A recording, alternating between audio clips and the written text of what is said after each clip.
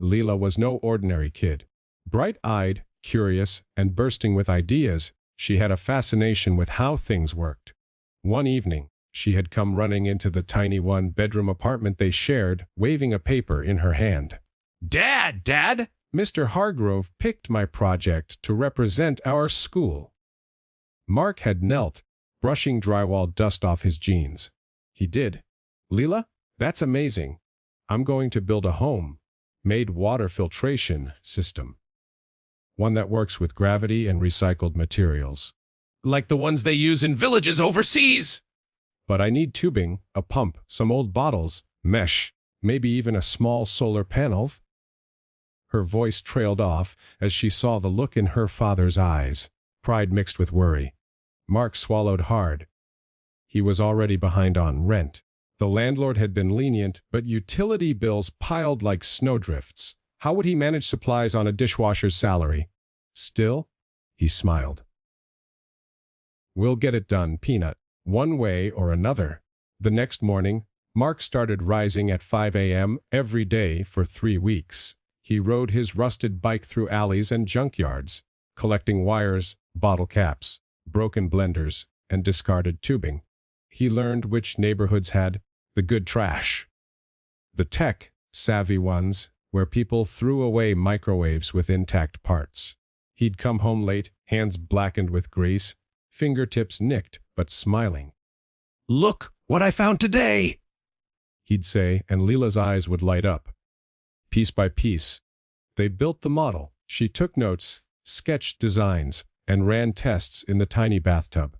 Mark would sit beside her, nodding in admiration. But not everyone was supportive. At school, some kids sneered. "Is that a coffee filter taped to a soda bottle?" One boy mocked. Leela bit her lip. "It's a multi-layer filtration chamber," she replied quietly, and though she pretended it didn't hurt, she came home one evening and burst into tears. "I'm just embarrassed. Everyone else bought their stuff. Mine looks like junk." Mark pulled her into a hug. "Junk," he said. "No, sweetheart. You didn't just build a filter. You built hope. With your hands and heart. And that's what real science is." The science fair was held in a large community center, buzzing with students and judges. Booths sparkled with LED lights, iPads, and polished boards with expensive printouts. Some parents hovered with clipboards, adjusting their kids' displays like PR managers. Mark stood at the back in his cleanest shirt and jeans, nervously watching Leela set up. Their table was modest. Her board was hand-lettered. The filtration system, built from a 2-liter bottle, mesh screens, cotton, charcoal, and recycled plastic tubing, stood proudly in the center. A tall man with silver hair approached their booth. He wore a name badge, Dr. Simon Grant, Chief Judge. "And what do we have here?" he asked. Leela explained everything. The layers of filtration, how gravity pushed the water through each stage, and how the recycled materials were chosen. She spoke clearly, with passion and knowledge. Dr. Grant listened intently. "You say this entire model was made from found materials?" he asked. "Yes, sir," Leela said. "My dad helped me. He found the pieces while collecting scrap." The judge's eyes flickered to Mark, who gave a sheepish wave from behind the crowd. "Remarkable, Dr. Grant murmured. As the sun dipped low, the judges gathered to announce winners. "The third prize," said the announcer, "goes to Ethan Myers for his solar-powered car model." Polite applause. "Second prize to Maya Jenkins for her AI-based study on plant growth." Louder applause. "And now, the first prize, for not just innovation and scientific understanding, but for resourcefulness and heart, goes to Leela Turner for her project Clean Water for All." Silence. Then gasps. Then a roaring applause. Leela stood frozen. Mark couldn't breathe. The judge motioned her forward, handing her a trophy and a check for $4,000, a special grant awarded by a local university for excellence in sustainable science. As cameras flashed, Dr. Grant leaned toward the microphone. There's something else you should all know.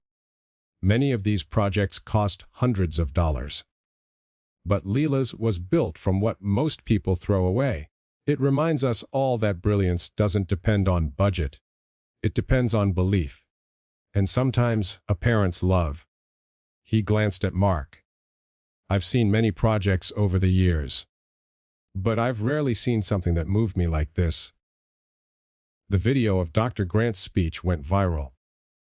People across the country shared it, calling Leela the girl who turned trash into triumph. 2. Offers started pouring in. Interviews, mentorships, even a scholarship promise if she stayed on the science path. Mark, stunned and overwhelmed, was offered a steady maintenance job at a local university after someone saw his dedication in the story. But for Mark, the biggest reward came late one night. He was sitting at the kitchen table, sipping weak coffee, when Leela came over and rested her head on his shoulder. "Thanks, Dad," she whispered. "You believed in me when I didn't believe in myself." He kissed her forehead. "Always will, Peanut. Always." Chapter 6. Full circle 2 years later. Lila stood on a different stage. This time at the State Science Symposium, presenting a refined version of her water filtration project, now backed by university mentors and field tested in several rural communities. Before she began, she looked out into the crowd and found Mark in the front row, holding a worn baseball cap in his hands, tears in his eyes. She smiled. "My name is Leela Turner," she began, "and today I'm going to show you how we can solve big problems with small beginnings. If we never throw away hope, this isn't just a story about science, or a girl, or even a scrap collecting dad. It's about the unseen hands that lift us, about how belief, when wrapped in love and sacrifice, can turn garbage into gold." Mark never saw himself as a hero, he was just a father. But sometimes, the greatest innovations don't come from laboratories.